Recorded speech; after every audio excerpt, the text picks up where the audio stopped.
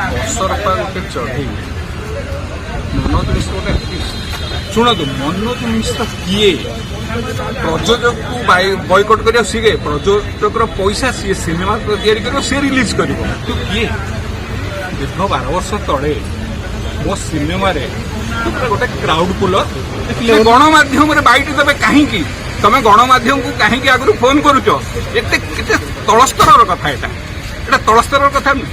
ମୁଁ ସିନେମା ଦେଖିବାକୁ ଯିବି, ଦିନକ ଆଗରୁ ପୋଷ୍ଟ କରିବି, ତମର ପରା ବାଇଟ୍ ଦେବା ପାଇଁ ତମର ନିଜର ଗୋଟେ ୟୁଟ୍ୟୁବ୍ ଚ୍ୟାନେଲ୍ ଅଛି, ତମେ ଦେଖିକିରି ଯାଇ ସମୀକ୍ଷା କରିଦେଲନି। ଫିଲ୍ମର ଭୁଲ କ'ଣ ଅଛି ସେ କିଛି କହିପାରୁଛନ୍ତି?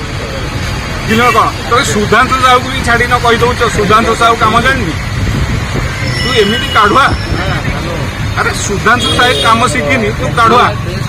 ତୁ କହିବୁ ତ ସୁଧାଂଶୁ ସାହୁ କାମ ଶିଖିନି?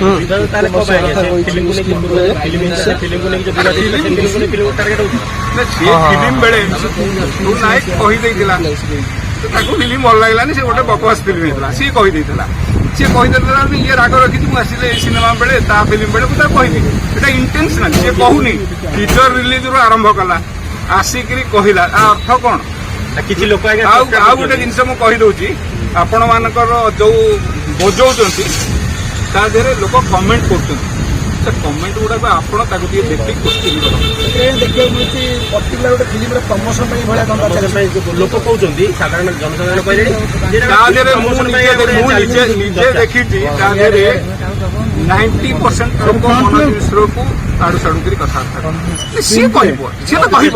ମୁଁ ମାଇଣ୍ଡ ମେକଅପ୍ ଯେତେବେଳେ କରିବି ତମକୁ ଖରାପ କହିବା ପାଇଁ ମୁଁ କହିବି 30 ମସିହା ଫିଲ୍ମ।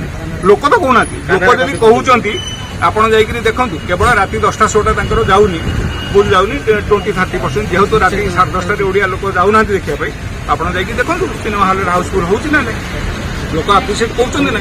ଆପଣ ମୋ ବାଇଟ୍ ନେବା ଅପେକ୍ଷା ଯୋଉ ଲୋକ, ଆପଣ ଯଦି ଟିକେ ପରିଶ୍ରମ କରି ଯିବେ ହଲ୍, ଯୋଉ ଲୋକ ବାହାରୁଛନ୍ତି, ପ୍ରକୃତରେ ଯଦି ଆପଣ ଚାହୁଁଛନ୍ତି, ଯୋଉ 10 ଜଣ ଲୋକ ଥିବେ ତାଙ୍କୁ ପଚାରନ୍ତୁ, ଆଜ୍ଞା ଆପଣଙ୍କୁ ଫିଲ୍ମଟା କରୁଛୁ, ଆମେ ସିନେମାଟା କାହା ପାଇଁ କରୁଛୁ? ଦର୍ଶକ ପାଇଁ। ଆପଣ ପରା କହୁଛନ୍ତି ଦର୍ଶକ କହୁଛନ୍ତି ଭଲ କହୁଛନ୍ତି, ଆଉ ଦର୍ଶକ ପାଇଁ କରାହେଇଛି। ଦର୍ଶକ ଭଲ କହିଲା ପରେ ଆଉ କଣ ଦରକାର?